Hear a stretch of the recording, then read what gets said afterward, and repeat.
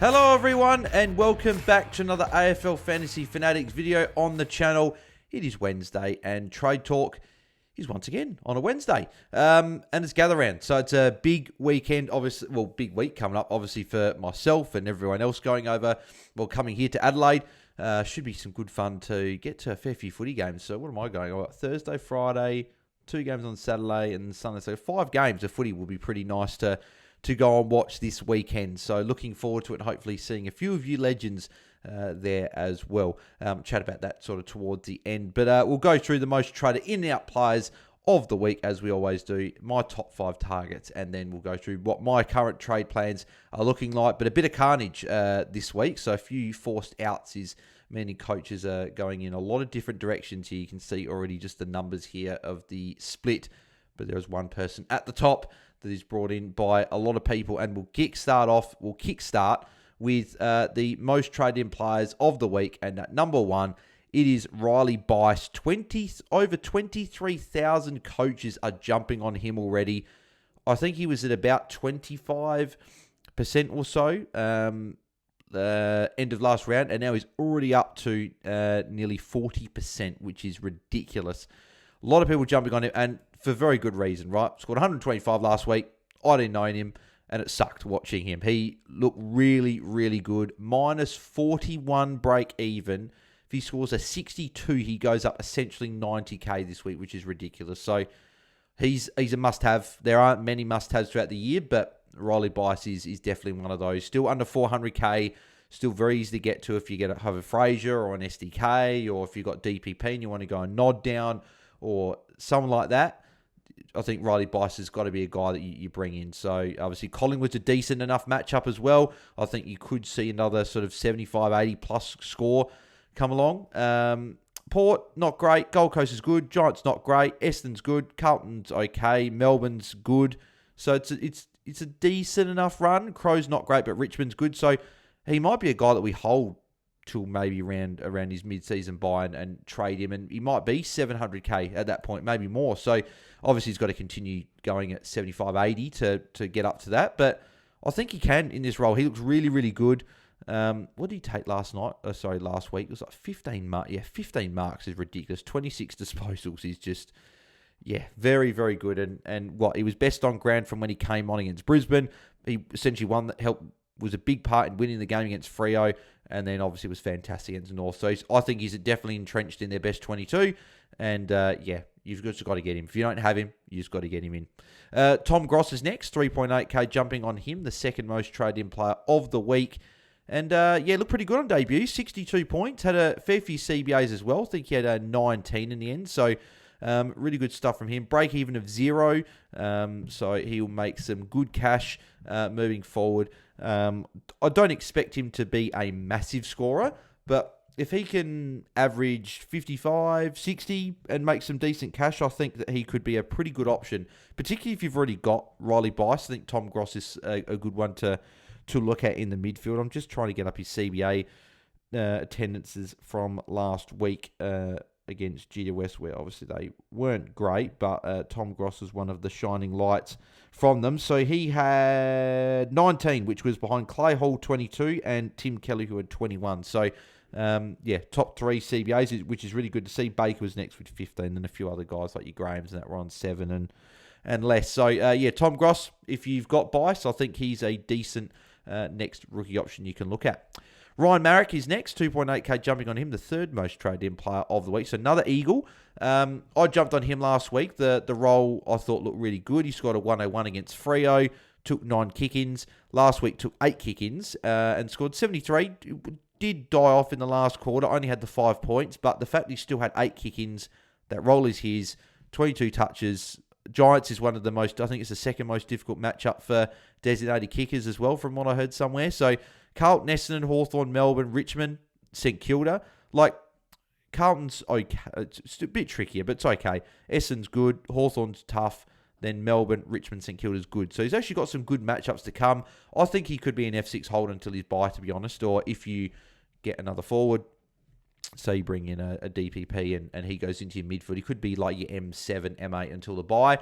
Might get to 700, 750 maybe, depending on what he can score, and you can maybe look at offloading him at his buy. What was his buy? Round 14, was it? Round 15. So, yes, the second to last buy there. So, I like him. I think he's a good target. I jumped on him last week, as I said. So, if you haven't, I don't mind him. Lockie Whitfield next, 2.7k. St Kilda this week is a great matchup, right? And he has been fantastic yet again to start the season, averaging 117 from his 4 games. What was it? I think, if I'm not mistaken, he's gotten better with every single score this year. 99, 111, 120, 139. Just ridiculous. Whitfield's a gun. We know this. My issue with it is I don't love paying top dollar. And you essentially are, well, you're not paying top dollar. 103 break-in. If he goes 130, he's probably going to keep going up more. But 1.136 million, you're paying over 115 for him. And we saw what happened with Azorco last week, right? Good matchup on paper, but he only returned to 79. And that's the risk with these guys priced at the top, is you're really banking on them continuing their good form. And I think Whitfield's as good a chance as anyone to continue on the form. I just prefer, like, for example, a Tom Stewart is like 300k less than a Lockie Whitfield. Granted, there's obviously the injury risk with a guy like Tom Stewart, but 300k, that's the difference between a rookie and a decent mid-pricer, right? So, or even just the difference between getting a 700k guy or getting another premium on the line, right? So, I just prefer to save the cash. But I couldn't, if you are keen on Whitfield and want to bring him in, I can't really talk you out of it because he's such a good player. He's going to be a top 2 defender. Probably could arguably be number 1. He is number 1 at the moment, but he could be number 1 by the season's end. So I don't mind him if you are keen. Caden Cleary, the 5th most trading player, 2.7k jumping on him so far. -1 break even, scored 68 last week. I'm a big fan of this, particularly if you've got a Wicks or a Connor Stone or someone like that in your forward bench and you want to take that downgrade. You get maybe yourself, like, if it's a Wicks, it's like 180k, somewhere around there. Connor Stone might be like 80k or something like that. So I don't mind that, trimming that and then using that cash elsewhere, particularly if you already had 300-400k and you're going a not up, for example, and you don't need really any cash. I think going someone to a Cleary is a good move. I think you make good cash. Papley's out for a bit. And I think that if it wasn't for the whole stuff off the field with Caden Cleary in the preseason, I think he would have been starting for Sydney in round 1. So I do like him as a forward downgrade, and probably my favourite downgrade option besides Bice this week. If you have already got Bice, I think if you can get Cleary in with some DPP, I like him as a forward. Will Ashcroft, number 6, 2.6k jumping on him.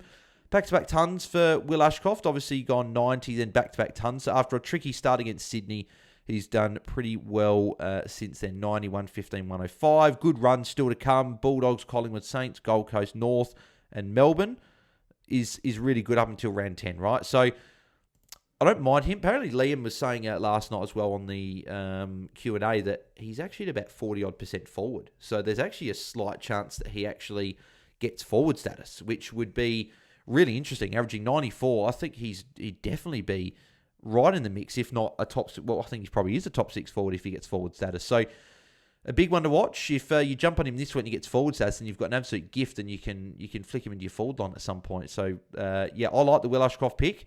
If you are wanting to pick him and someone on a 900k, I don't mind him.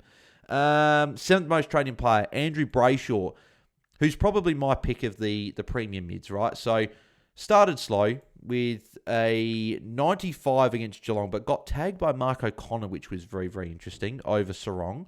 Then went 77 against Sydney, where they were just really poor. I think that they had a really, really low sort of mark and possession number. Freo did in this game. This was a very low-scoring game as it was. So even just going back to it on the AFL app here. So in round 2, I remember that was the final game of the round. I think you only had 2 tons, Warner and Jackson. Then you had 4 players scoring in the 90s, a few other people scoring in the 80s, and a lot of people in the 70s, 60s, and 50s. So, just a tough game for him, but he's gone back-to-back 110, 119. And it's not like he's had crazy disposals, like 29 disposals in each. The marks haven't been there, but if he can get 4, 5, 6 marks and just up it by a couple, his tackles are really good this year, obviously over 6 in every game.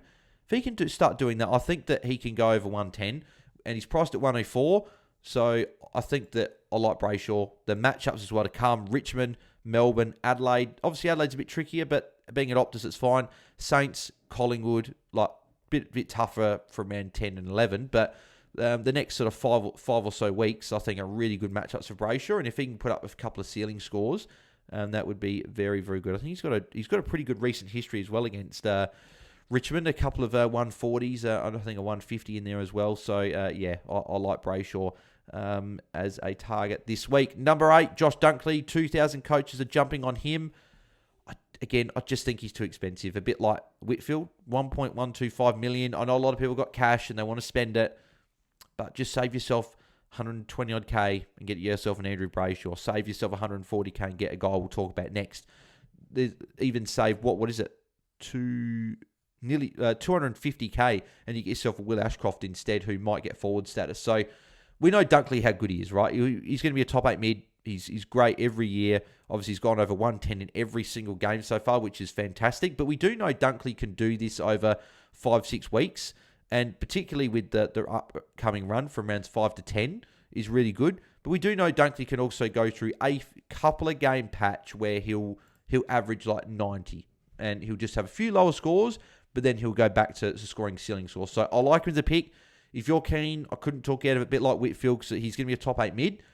I just do like paying for guys that are a bit cheaper and a bit value, because at the end of the day, you want to keep that upgrade cadence going. You want to keep upgrading your team. And if you get yourself a Whitfield or even Dunkley, you're sort of hamstringing yourself a bit for the upgrade next week or 2 weeks or 3 weeks down the line. So, yeah, I do like to try and hunt some value. Number 9 is Caleb Sarong, 1.8K jumping on him. So, very much like I said with Brayshaw, great upcoming run for Sarong. He obviously started a bit slow like Brayshaw, back-to-back tons for him, very much like Brayshaw. I do prefer Brayshaw, though, to Sarong. So, Sarong will always get the ball. He always finds the pill. But 121 was great, but we know that he's not necessarily a player that will go multiple weeks going over 115, 120, right? So I remember last year I brought him in against Richmond, funny enough. He went 140, and then he didn't go over 107 for the remainder of the year, and that was a good 2-3 month stretch. So I just think that he's the number 1 tag guy. He's going to get tagged. So Richmond, maybe McIntosh runs with him this week, but then a Sparrow, Crows don't really tag. Windhager, maybe a side bottom, does he run with him there? Bedford, Port haven't really been tagging this year, but Willem Drew can do a job. And Gold Coast don't really tag. But so there's a few tags coming here, particularly obviously the Windhager, Bedford and Sparrow tags. So for me, saying that, I wouldn't be looking at Sarong personally. I think he's still nearly $1 million, so it's not like he's insanely cheap. I would, if you're looking at a midfield and you can't get up to a Brayshaw this week, just don't worry about paying up for someone. Go get a Ashcroft or someone cheaper, and then you can go get a Nick Dacos next week, who has Jordan, but then after the James Jordan tag, it starts opening up a bit for him. So I personally am not big on the Sarong pick, but good matchup this week if you're looking to target that. And Tom Stewart, number 10, the 10th most trading player this week, 1.8K jumping on him. I like him. Obviously, I started with Tom Stewart in the hopes that he would be underpriced, and he started well with 95, but that did include a head knock early in the game, and came back on and scored pretty well. But then, obviously, the game against St Kilda, obviously early injury, 9 points, dropped a heap in cash. So what's he dropped for the year? So he dropped 94K, which sucks. But returned with a 108 last week. Looked all right. There were some times when he did grab at that knee. I think it's more of a pain tolerance thing for him at the moment, just based on, we know Geelong are very conservative with their players. And if there was anything structurally wrong, he wouldn't be playing. So for me, it's clearly just a pain issue. And if he can get through the next sort of 2-3 weeks, he should be fine. And I'm not a doctor or anything like that, so take my word, take what I'm saying with a grain of salt. But I just think, yeah, a couple of tricky matchups in here. But we've seen that a few people say like, oh, well, Stewart could get tagged, right? But Holmes seems to be the tag guy at the moment. You've also got a Bailey Smith there as well, who those two guys are probably ahead of a Tom Stewart now in terms of tag targets. So for me, I think Stewart will get a little bit more free reign. Obviously, there will be games where a defensive forward will sit on him for a little bit. He's not going to go and average 100, 105. If he can average around that mid-90s, low 90s, I think that's still a good pick. He's priced like 84. I think he's 10 points of value. I think he's a mid-90s guy. You can get some value. So I like the Tom Stewart pick. And if I didn't have him, I would be bringing him in probably this week or even next week and targeting him there. So a few other guys here. Sardell Hawley, if he plays, not a bad option. Still 230K, so you don't have to launch into it straight away. break even to 37. So if he was to be named in the 22, you can watch for a week. Even if he goes to 70 or an 80, he's not going to go up an obscene amount of money, and you can always bring him in the following week. So I'm keeping a close eye on Sardell Hawley. I'm hoping he's not the sub. He was very good in the sub a couple of weeks ago, but could it be like a bit of like a Riley Bice sort of thing where he looked good as a sub, they bring him in the 22, and he's not going to pop 120, but famous last words, he might well and truly could. But yeah, Melbourne, good matchup. So if he can get into the 22, I think he could be a sneaky watch for this week. George Hewitt, wouldn't look at him personally. He's been good, obviously 4 tons in a row, but just not at the moment, not anymore. I don't think he's over 900k if I'm not mistaken, probably mid 900s. Yeah, nearly $1 million. Yeah, 979, definitely not. He's been fantastic. If you started him, kudos to you. You've made some good cashes. You've got some good scores on the board. But I just wouldn't be looking at him and starting with him. Zach Merritt is fantastic. He's got a great run. Melbourne, though, Sparrow could go to him. And the fact that he is still so expensive. I mentioned it with Dunkley. I just don't love paying up for these guys. I think that this is a time of year where we're trying to find value. If you are paying up for someone, I probably prefer Merritt. I probably don't actually. I probably still like Dunkley just a slight bit more because they both got very good runs. But Merritt's got an amazing run as well upcoming. Obviously, could be a tag here, but some really good matchups to come. Could be someone that you do look at, but still, as I said, I just don't love how expensive he is. Adam Chera's not a bad option if you wanted to go there. Christian Morais. Is it too late? Potentially. He's 405k. There are some cheaper options now that are over 130k cheaper than him.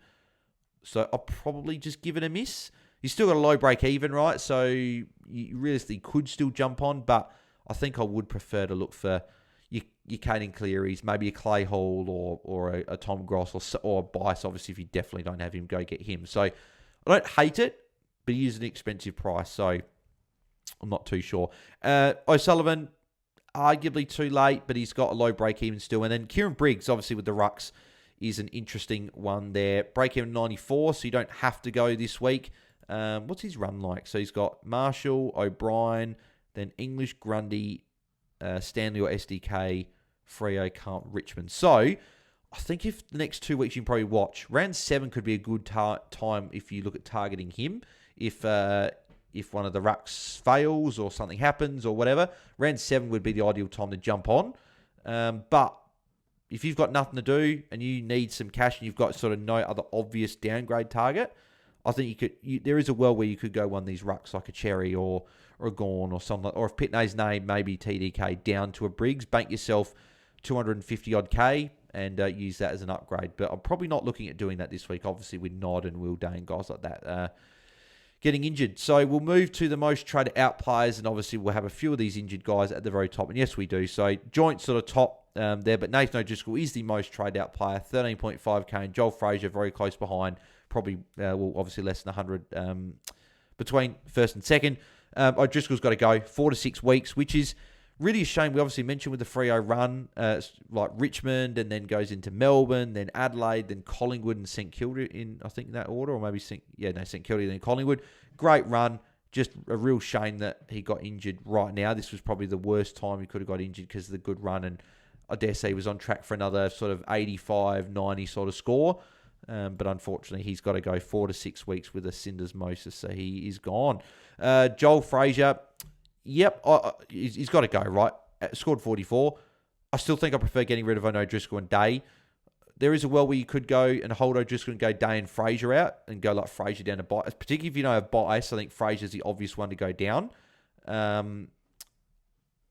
But yeah, there is a world, like I'll go through my trades after. I've got to hold Frazier this week. I've got a couple other guys I need to trade out before him, which is saying something, and we'll get into who they are soon. But yeah, Frazier can go if you've got him. Scored 44 last week. Rolls all over the place. Sort of gets lost a lot in games, and you don't see him for 20 minutes, and he'll bob up for a few touches, and he'll go away again. So for me, he can go. Will Day, obviously, he's got to go. He's the number one priority to trade out. 7.8k of jumping off him. Was still fairly heavily owned, like still fairly popular, like near 30% when lockout lifted. And obviously that's dropped, and that'll continue to drop when those 26% of coaches sort of see the news and trade him out. But yeah, he's out for the remainder of not the remainder of the season, but it's pretty close to it, right? He's out for 4 months, and I know they were talking about on AFL 360, like the navicular's not anything that's you can really play around with. So yeah, he'll be out for, well, if it is 16 weeks, he'll come back in. So that's 1, 2, 3, round 20 at the probably earliest is where you're looking at it, and they're going to want him for finals, so he might come back maybe in the later rounds of the season. So maybe he's a cheap guy for us next year with the discount again. But yeah, just unfortunate for Will Day because yeah, he's a good player, and it sucks that he keeps getting these long injuries. So hopefully speedy recovery for him. We can hopefully see him again this season. Finn O'Sullivan's here as well. 4K jumping off him. I expect him to be named illness, so he should be good to go. I know that sometimes on the injury report they do list illness there. So I'll just have a quick look. So North Melbourne was even listed on here. Yeah, it says here Finn O'Sullivan's also recovered and will be available. So he'll come in, I would imagine. And yeah, hopefully he can pop like a 60 or a 70 and start making some good cash. Because if he just goes 50s for the next few weeks, he's just going to make like 40, 50K. He's only gone up for like 39K for the year, right? So hopefully he can get like a decent score and then be someone for us to hopefully make some cash and then downgrade at some point. Sam de Koning, 3.7K jumping off him. Probably down the priority list. Like O'Driscoll, Fraser, Day have got to go before him. But if you've don't have a Fraser or you don't have a Day and it's an O'Driscoll and de Koning, for example, I think you can go. I think Stanley probably will be named. He played pretty well against Gorn on the weekend, or last Friday night, I should say. So yeah, de Koning is a guy that can go. But at least the good thing with him compared to Fraser's break-even's high 80s, whereas his break-even is 63. Even if he drops a 50, it's not going to go down a heap, right? And if you've got a loop, you might be able to loop him on the Thursday night, see how he goes, and if he goes well, you might be able to switch some things around if you want to sort of play the looping game. But if you can't and play him at D6 or D5, D4, wherever you got him, you could hold for a week, but I don't mind trading him. So now, I said the number one priority was Joel Fraser or Will Day. The number one priority before anyone is Sam Taylor. Fantastic player. One of the best players in the comp, one of the best key defenders in the comp. Not for fantasy, though. So, yeah, 35. He's obviously he had the 118. I still partly don't know how the hell he got there, to be honest. Obviously, 10 intercept marks does help that. But, yeah, 47, 60, and 35. Just unfortunately not getting it done. And he's bleeding cash now as well. What did he go down last week? Yeah, 18K. He's got to go because he's only made really 81K, and that was pretty much what he went up in the first week. So, yeah, it's been a failed play if you didn't jump off of him like myself after round one, which is a shame, but had unfortunately other issues to fix up, but probably should have fixed him up first and then got the players in. Probably almost more important to get the player out than the player in. So, yeah, but he's definitely got to go for me, and I'll go through my trades after. But he is gone, and the most obvious trade, as you can probably tell, is Taylor Bice. Callahan, I think he can go. 2.1K jumping off him. St Kilda this week could cop the Windhager tag if it doesn't go to Tom Green. Back-to-back poor scores. He's reminds me very much of your Will Days, your LDUs, a really good player, but not a fantasy player. He doesn't accumulate the marks, he doesn't get the tackles, gets a lot of the ball, just doesn't get those fantasy scores. So yeah, 57, 79, obviously got a tag against Hawthorn, but yeah, for me, he's just not going to be the guy. And if you started him, you got a good score, and obviously you cop the bad score or two, but I think you got to move off him now. Break-even's 98. He's not making cash. He's not going to be a top 8 or near the top 8. So for me, he is a guy, if you can trade him, you can go. But if you've got a few of these injuries, he's probably got to stay for a lot of people that have him in their team. Yeah, so we get to the Big X. The Big X is a tough one, right? So started fantastic. 129 against English. We knew it was going to be a big score, and he did. Fantastic. Follows up with a 90 against Gorn. Not bad. Played pretty well against Gorn. Only had the 2 tackles, which is concern. Then follows up with 77 and 78, right? His free kicks are against her up as well. The umpires seem to be really sort of looking closely at him at the moment. His obviously marks aren't going to be huge anyway, right? But his tackles are the thing that's let him down so far, which has been what he was known for last year, right? So for the season, he's had, 16 tackles. He had 14 against West Coast in the pre-season game. So we all thought seeing that, that he was just going to continue tackling and get sort of your 6, 7, 8 tackles a game. But at the moment, he's just not taking. I know a few of these where he got 4 and 3. A couple of these free kicks were for high tackles, so probably just got to rein it in a little bit in terms of the clumsy tackles for Big X, and also the hamstring injury, right? That's obviously been a concern. He's still been running fine. Like, he was running out the game fine against the Crows, rested the last bit, and rested also the Sydney game, probably just to make sure he doesn't really do a hamstring. There's probably something there, but there was no damage or anything like that. That they said that the scan came back clear, so I'm hoping that he can just slowly get back to form. He's dropping obviously a lot of cash as well. 155 break-even's huge, so we really sort of need him to go 110, 120 this week to stop the cash bleed.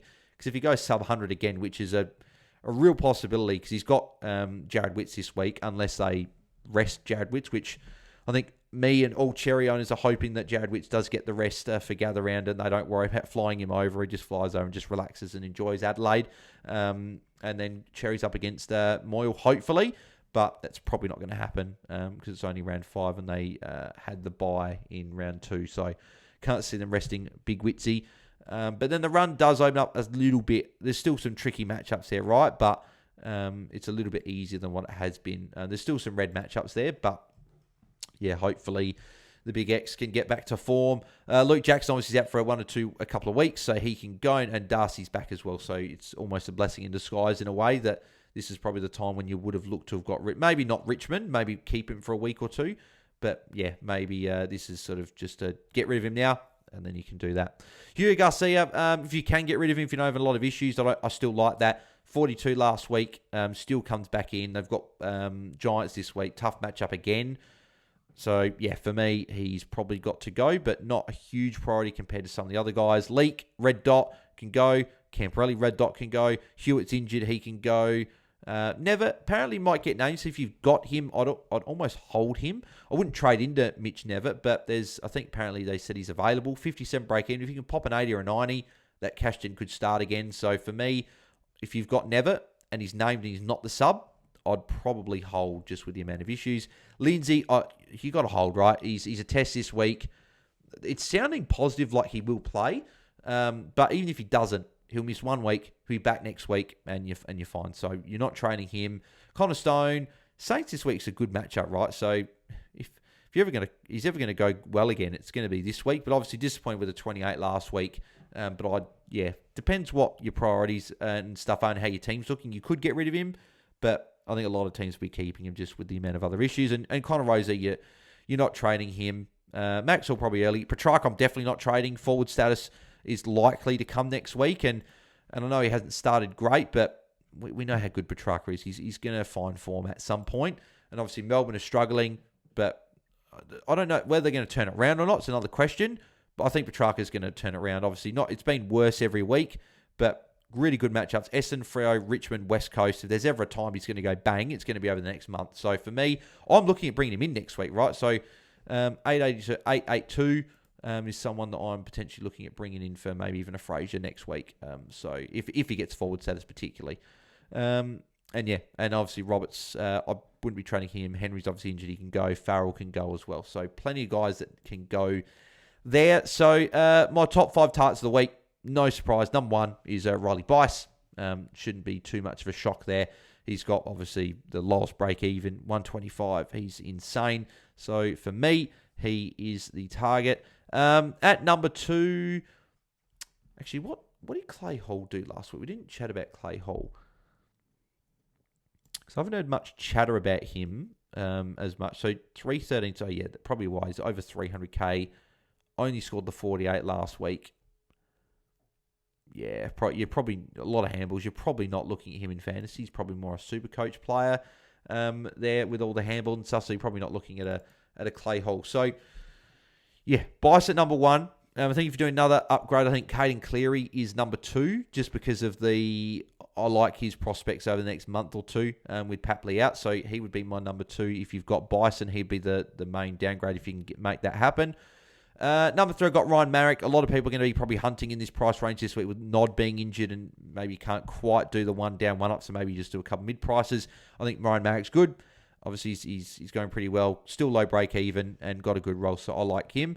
He's at number 3. Number 4, I've got Andrew Brayshaw. Richmond matchup, Melbourne next week. Obviously, he's got a great run upcoming. I like him. He's good value, so I've got him at number 4. And Tom Stewart sort of rounds out the top 5. Tom Stewart, as we know, 805k, really, really cheap. You don't have to do it this week, but a lot of people got a Fraser or an SDK or a defensive player that they're looking either to upgrade. Maybe you're going if you got a Taylor or something like that, and you're going him down, and then you're going Fraser up to Stewart. I like that trade. I think Stewart is value. Okay, he's not going to go 100 plus, or not likely anyway. And there's always that risk with Tom Stewart, but you're not paying for as much risk now, right? You're paying a guy priced at 84. So I like him as a pick. So he is rounds at the top 5. Obviously, Gross is a good option as well. You've got some other guys, like even Tom Green, who isn't on the list here, is a solid trade in as well. So you've got a few guys here, but they would be my top 5. In terms of my trades this week, pretty simple, to be honest. Riley Bice is definitely coming in, and Sam Taylor is out. So Taylor Bice, easiest trade I'll ever make probably in my fantasy career. Yep, signed, sealed, and delivered. Second trade, though, obviously with Nod being at 4 to 6 weeks, he's going to go, and he will be going to Andrew Brayshaw at this stage. And Brayshaw likely to get the captaincy on the Sunday at this stage. Obviously, got to do my captain research. I've been doing a little bit of captain research already, and the numbers look pretty good. So I dare say he'll be around the top 5, definitely top 10 captains this week. So I like him. I was originally going, though, Wicks to Taranto. That was who I was looking at. So I like Taranto as an option. I don't think too many people are jumping on good old Timmy Tom this. Yeah, only 180 people, right? So I like him as a pod pick. If I didn't have the money for Brayshaw, he would probably be my next pick. So yeah, I like Taranto as a pick there. So, but yeah, Wicks can go next week for me, maybe to Caden Cleary. So beautiful. Let me know in the comments below, guys, what you guys do with your trades this week, and any trade questions you have. Put them in the comments, and I'll get to them when I can. Apologies, I did miss a lot of questions last week. It was a busy week. Obviously, this week is no different. It's gather round, so I'll try and make it a big effort to get to all your questions. Obviously, missing them last week, so apologies if you did have a question there. And I'll try and get to all your questions this week when I can answer all of them. So appreciate you guys leaving your questions there as always. But if you did enjoy the video, make sure you smash a like on the video. It's always very much appreciated. A heap of you guys watch the video. Obviously, Trade Talk is the most popular video on the channel, obviously barring our actual main pod on the Sunday. So appreciate you guys always tuning in. Let's get a few hundred likes. Let's smash the likes. If over 2,000 you're watching, let's... if 1 in 5 people, 2,000, 1 in 5 people, 500 likes. So make sure you do smash like. It takes 2 seconds of your time, 1 click, and it really, really helps us out a whole bunch. Yeah, appreciate all your support as always.